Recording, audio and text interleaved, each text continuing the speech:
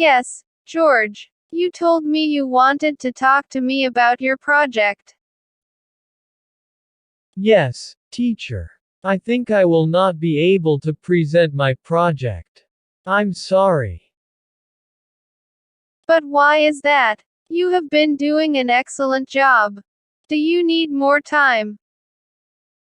No, teacher. I just can't make it. I'm not going to present it. I'm really sorry.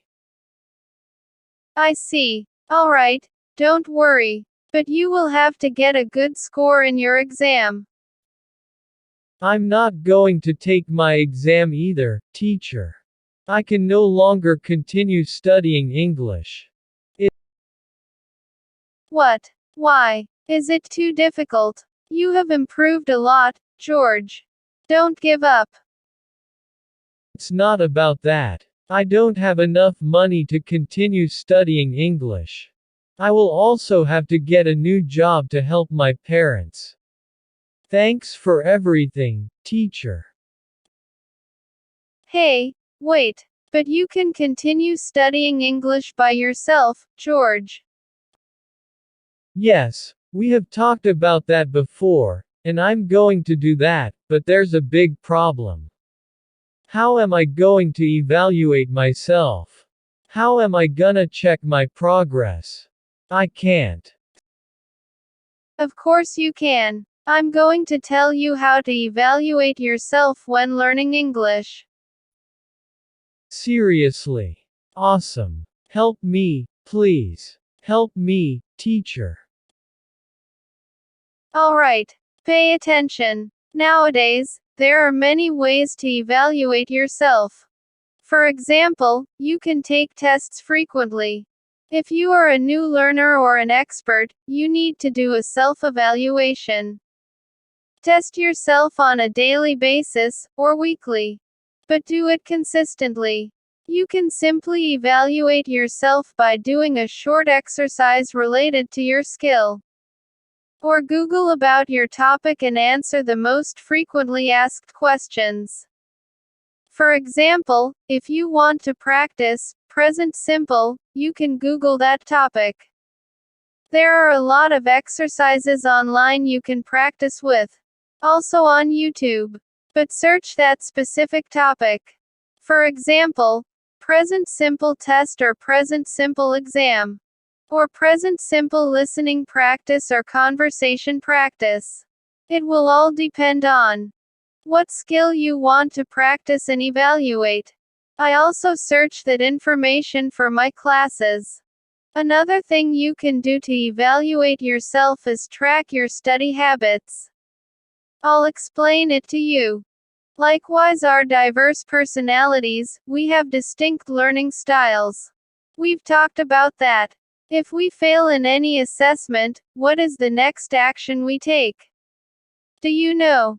Most of us make plans to study hard for the next time.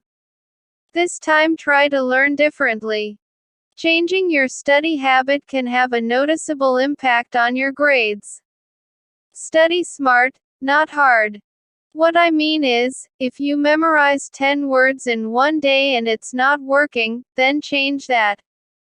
Maybe change the number of words to memorize or the time. I hope you get it. Yes, teacher, I get it. For example, I had set out to learn at least one new phrase a day. That's great. Then, at the end of the day, you will know how much you learned. Another thing you can do to evaluate yourself. Oh, I know. Take online exams. The pandemic has made all of us used to online learning, even in our English classes. This e-learning opens us to many new ways to learn and test our English. It's amazing. Use Google to find sites that are creating online self-assessments for learners. Answer all the questions. Check your score and get your performance evaluation sheet. You will have an idea of where you need to work more. There are a lot of online placement exams or exams according to your level of English. You just need to take your time to search that. Oh, and once you know what topic to work, practice and then take that exam again later or a similar one in order to know if you've improved. Also, give yourself an assessment. You watched a video or read a blog to learn something.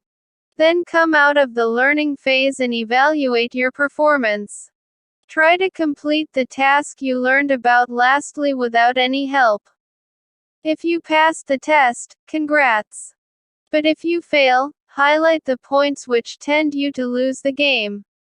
What I mean is, right after you've learned a new topic, search for a test about that topic. It can be a game. It will help you memorize and practice about that new topic. It helps a lot. Believe me. Well, I think this is something I always say to my students, but it's because it really works. If you want to evaluate yourself and learn in a better way, then explain your learning to others. Teaching others what you have learned can actually be difficult. But it is the real test. You can answer the questions on the internet relevant to your topic. Help others. Hundreds of questions are asked every second. If you have someone in your social circle, it is even better. Help them if they are stuck on any question. Explain to them the topic they don't understand. While teaching others, you will also understand and memorize the concept better. This is something most of students don't understand, but it really works. Seriously. Some of them say, "No, I don't like teaching." Yeah, okay, but you don't have to be an expert.